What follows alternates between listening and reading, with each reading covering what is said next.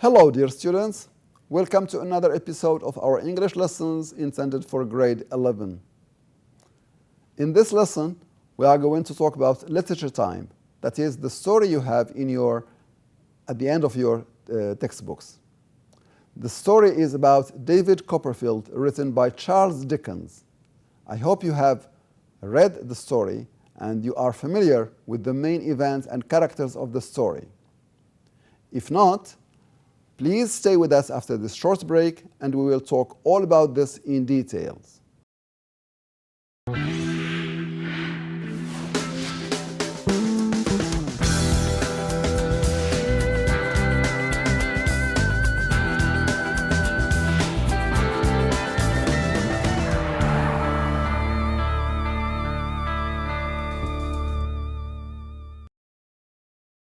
Welcome back, dear students. I hope you are ready and interested in knowing about today's lesson. As I mentioned earlier before this break, our lesson will be about literature time and mainly about David Copperfield. I hope you have read the story. If not, I'm going to remind you of the main events of the story. So, the title of our story is David Copperfield by Charles Dickens. Okay? When studying a piece of literature, you have to know a lot of things. Some of them are the main characters, their roles in the story, and the morals behind the events of the story. Because when a writer writes a story, his main purpose is to deliver a message to the reader, to convince them of certain ideas. So what are the ideas hidden behind David Copperfield? This is what we are going to talk about in this lesson. So if we talk about the main characters in the story, we have first, our first and main character is David Copperfield, who is the protagonist or the hero in the story, and also the narrator of the novel, that is the one who tells the story. David is innocent, trusting, and naive, that is, he believes everything and everyone. He is idealistic and impulsive and remains honest and loving. That is, he is the example of a good citizen, a good person. And we have Clara Copperfield, who is his mother, David's mother. The kind, generous, and good-hearted Clara embodies maternal caring until her death. Of course, all mothers are good-hearted and they provide care and love to their children. Clara is, of course, one of them. And we have Clara Peggotty, who is David's nanny, or what we call nurse, and caretaker. Peggotty is gentle and selfless, opening herself and her family to David whenever he is in need. She is faithful to David and his family all her life. She is also the example of a good nurse, that is the one who is faithful to the family. So we have David Copperfield, his mother, and his nurse. These are some of the main characters in our story. Next we have Miss Betsy Trotwood. Miss Betsy Trotwood is David's eccentric, kind-hearted aunt. Although Miss Betsy's intentions are mysterious at the beginning of the novel, her generosity towards David soon becomes clear and she acts as David's second mother. When she was first presented in the story, she was given the image of a bad character because she did not accept the fact that David was a boy. But later, in the middle of the story, she proved to be a good person and helped David achieve his aims. Next we have James Steerforth. James Steerforth is a self-centered villain, that is bad character. From his boyhood, Steerforth possesses a restless energy that he can neither satisfy nor divert. He is a rich man, but at the same time he is a bad person. And we have Tommy Treadles, who is young David's simple, good-hearted schoolmate. By the way, both James Steerforth and Tommy Treadles are schoolmates of David when he was at Salim House, David's first school. Treadles works hard but faces great obstacles because of his lack of money and connections. He eventually succeeds in making a name and a career for himself. Here we have two contrasting examples. Steerforth, who is rich, and Tommy Treadles, who is poor, but both of them are in the same school and taking the same lessons. Again, we have Agnes Wickfield, who is the daughter of Mr. Wickfield. The calm and gentle Agnes admires her father and David. Agnes always comforts David with kind words and advice. She becomes his wife at the end of the novel. And we have Mr. and Mrs. Wilkins Micawber, who are an unlucky couple, crippled by constantly risky finances. They had money problems. Although Mr. Micawber never succeeds at supporting his own family, he is generous and industrious in serving others. Mrs. Micawber stands by her husband despite his flaws and regardless of the hardships they suffer. She also gives a good example of a supportive wife. And we have Uriah Heep. He is another character who is two-faced villain who puts on a false show of humility to disguise his evil intentions. He shows others that he is humble and polite, whereas he is the opposite. Uriah is motivated by his belief that the world owes him something for all the humiliations he suffered as a young man. He thinks that since he was humiliated, he needs to humiliate others in return. These are the main characters of our lesson, and now we move to see the progress of the events of the story, or what we call the plot or summary of the story.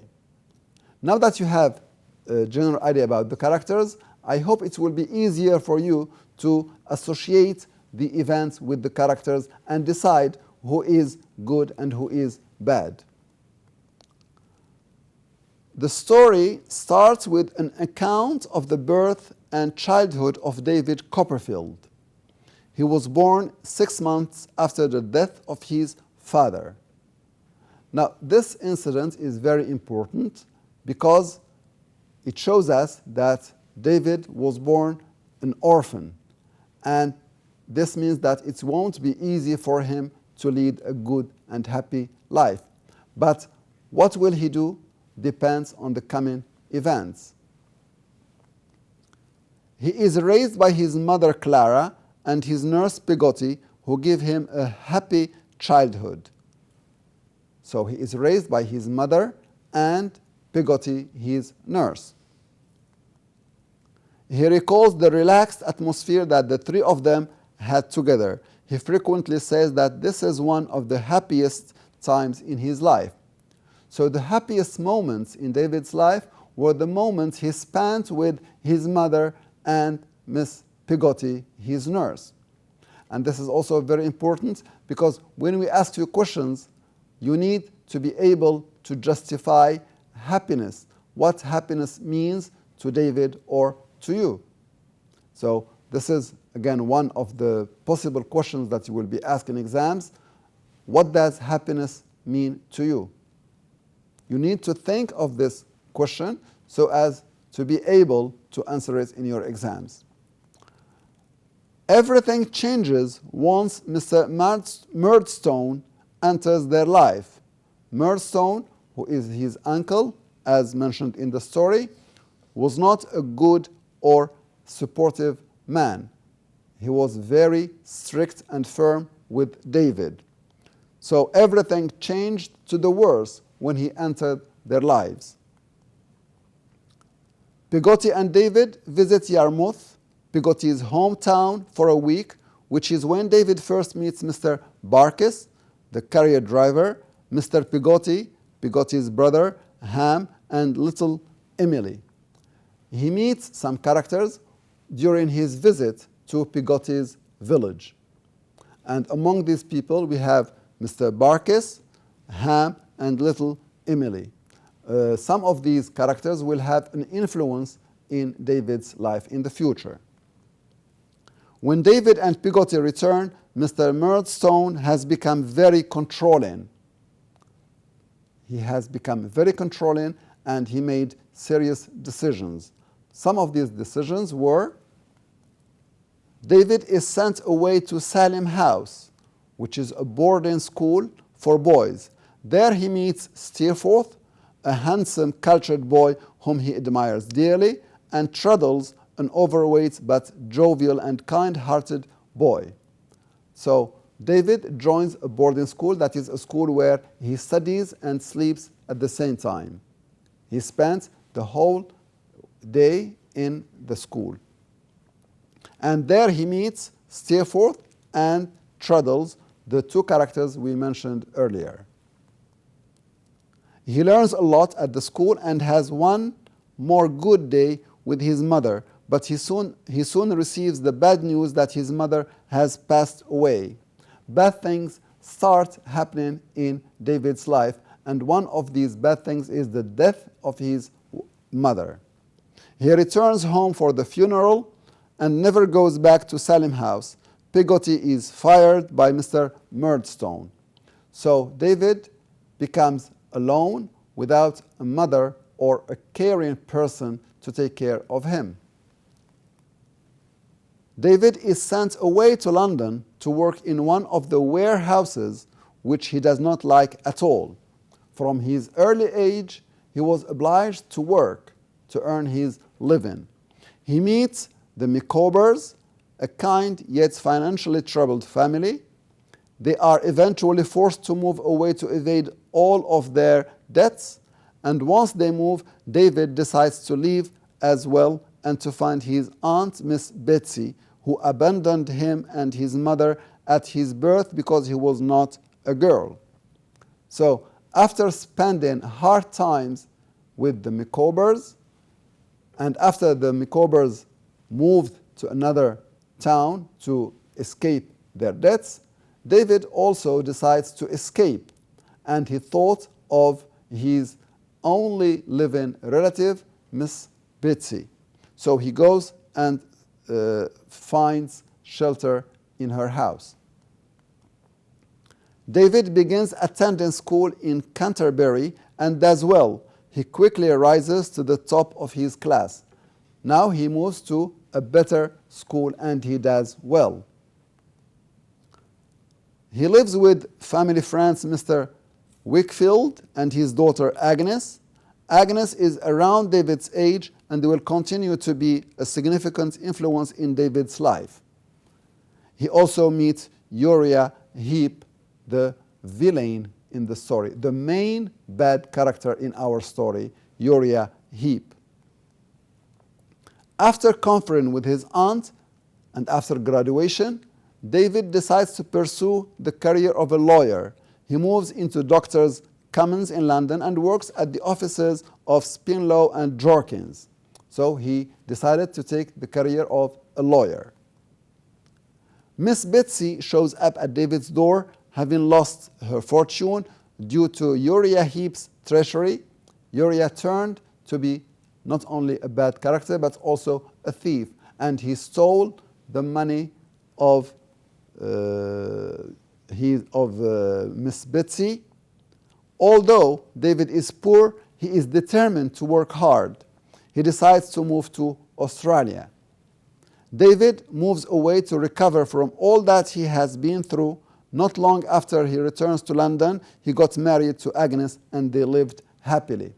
These are the main events that happened in the story. We have a very good and happy start of David when he was a boy and when he spent his best times with his mother and Pigoti, and then he started moving into different cycles of hardships till he went and lived with his aunt, who took care of him and sent him to a good school, and he managed to become a good person, a lawyer. But after his aunt lost all her money, he decided to work hard, and he decided to go to Australia where he could start a new life. And he succeeded in doing this, and he returned to England, and he married Agnes and lived happily with her and his children. Okay? Now, what is after the events of the story?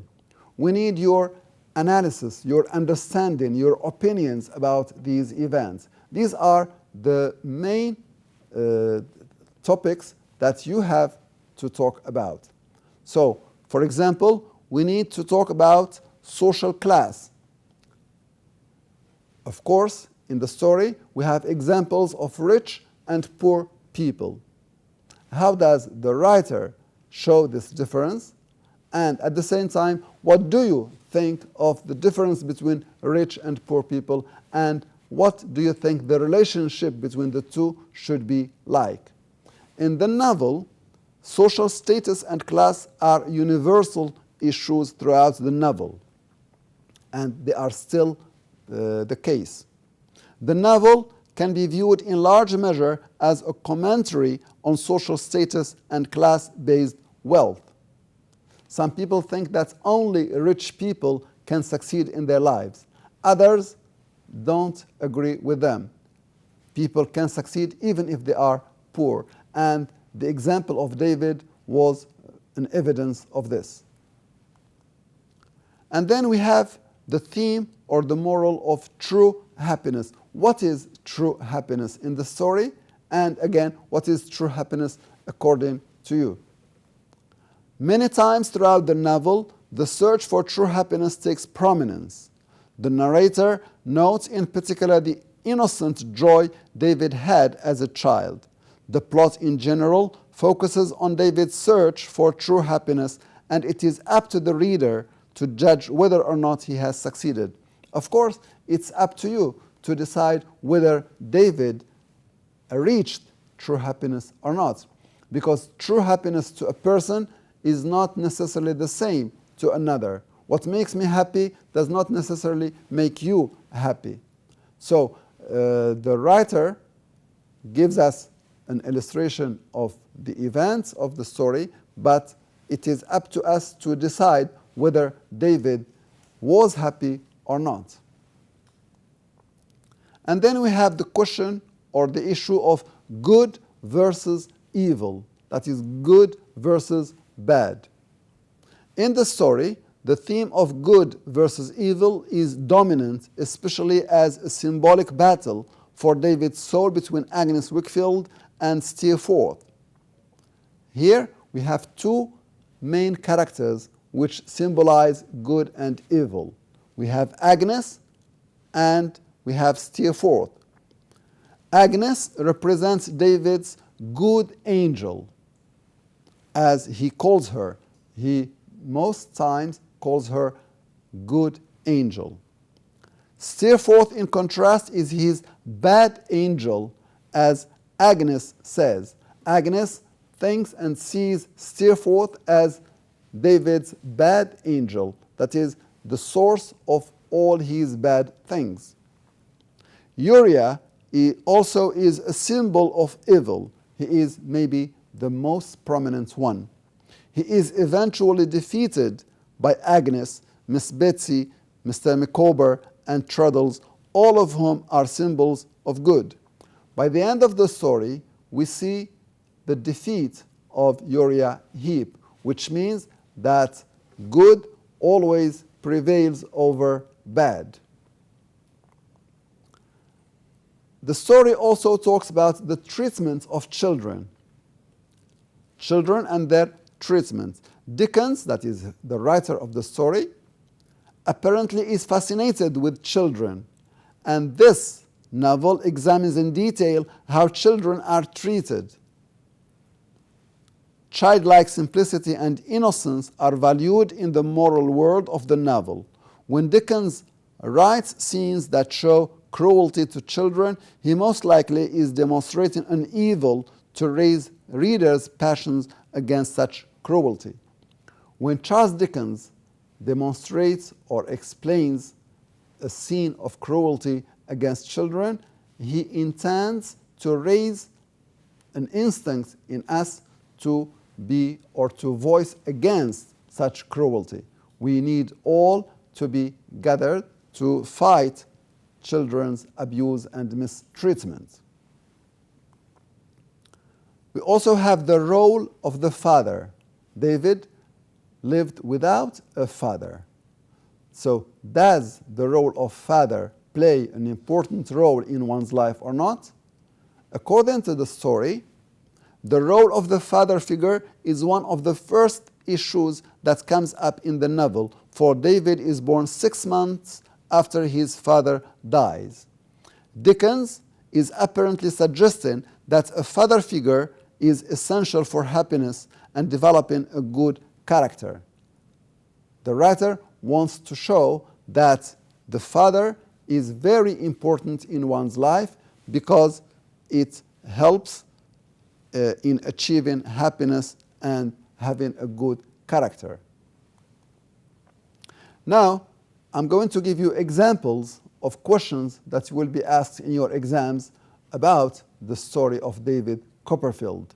You have been so far able to answer many of these questions, but how about these ones? How important is the role of the father in the novel? Is David affected by the absence of his father in his life? If so, how? If not, how does he manage to overcome this? Remember, in your exams, when you answer such questions, you need to write answers in meaningful sentences, not isolated words. So the question is about the presence and the importance of the father, and whether or not David was affected by this presence or absence. A sample answer could be, the role of the father appears to play a key, that is a main role in the novel. For the two most morally questionable characters, Steerforth and Uriah Heep, grow up without a father figure in their lives. Both Steerforth and Uriah Heep did not have a father, and they were bad characters.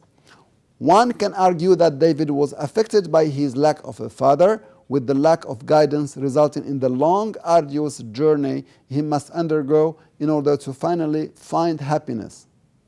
On the other hand, he was not affected the way Steerforth and Uriah were, for he eventually did find this happiness.